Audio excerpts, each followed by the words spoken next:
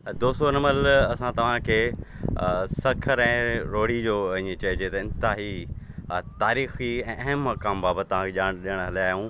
हिनखे चवंदा आहिनि सथियुनि जो आस्थान। हीउ इलाइक़ो तव्हां ॾिसो था त सिंधु दरिया जे बिल्कुलु भरिसां ऐं इंतिहाई तफ़रीह जाइ ते आहे, इंतिहाई मथां जी जाइ ते आहे।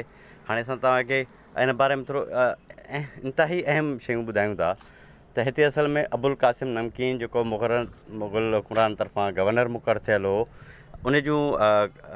उनजी क़बर आहे। उन खां पोइ उनजा जेके सिपा सलार वग़ैरह या ऑफिसर हुआ उन दौर जा, उन्हनि जूं क़बरूं आहिनि। पर हिकिड़ी मैथ आहे, हिकिड़ी ॾंद किथा आहे त हिते 7 सहेलियूं आहियूं, 7 भेनरूं आहियूं ऐं हर कंहिं वटि वरी अलॻि अलॻि आहे। कोई चए थो राजा ॾहर दौर में आहियूं, कोई चवनि था त उनखां को ॿियो वाक़ियो थियो उन में आयूं आहिनि ऐं हिते अची करे ग़ाइबु थी वियूं आहिनि। तंहिंजे करे हीउ इलाइक़ो सथियुनि जो आस्थान सॾिबो आहे। पर हिते सिर्फ़ु ॾंद किथा इहा आहे त के सथियुनि जूं क़बरूं बि आहिनि। अक्सर माण्हू इहो सम्झंदा आहिनि ऐं ख़ासि तौर ते मायूं खोड़सारियूं हिते अची करे बास बि बासींदियूं आहिनि त ॿार थिए, औलाद थिए, पुट जो औलाद थिए त पोइ उहे हिते अची बास पूरी करे वेंदियूं ऐं उहो बासूं असल में हिकु तरह सां उन सथियुनि खां घुरंदियूं आहिनि। छो त उन औरतुनि लेखे या इलाही जेके माण्हू नथा ॼाणनि उन लेखे त इहे क़बरूं इन जेके आहिनि उनमें 7 सहेलियुनि जूं क़बरूं बि आहिनि, पर उन जूं के बि क़बरूं न आहिनि। ऐं हिन बारे में हीउ तव्हांखे सॼो असां हीउ ॾेखारियूं था पिया, घुमायूं था। हे साम्हूं जेका वॾे कुतबे वारी क़बर आहे, तव्हांखे वेझो खां वञी ॾेखारींदासीं त इहा इन जेको आहे इहो कुतबो अबुल क़ासिम नमकीन जे क़बर जो आहे। ऐं उनखां पोइ उन जूं पोइ वरी उनजो क़बर ठही त पोइ हिकिड़ो सिलसिलो ठहंदो वियो। जेसिताईं जाइ हुई उन दौर में हिते क़बरूं ठहंदियूं वियूं। ऐं हिते असल में अबुल क़ासिम नमकीन जेको आहे हिते हुकुमरान हो।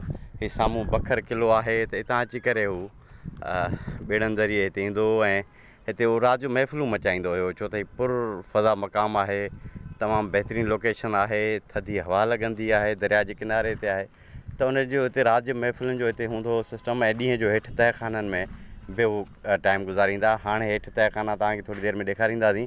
उन्हनि में हाणे इहो चयो थो वञे त इन तहखाननि में साईं इहो हितां जा जेके आहिनि माण्हू ॿुधाईंदा आहिनि त बाबा हिन में अंदरि न वञो, सिर्फ़ु औरतूं वञनि, छो त तहखाननि में क़बरूं आहिनि। हेठि तहखाननि में बि के क़बरूं न आहिनि, इहे आराम लाइ ठहियलूं। हक़ीक़त इहा आहे।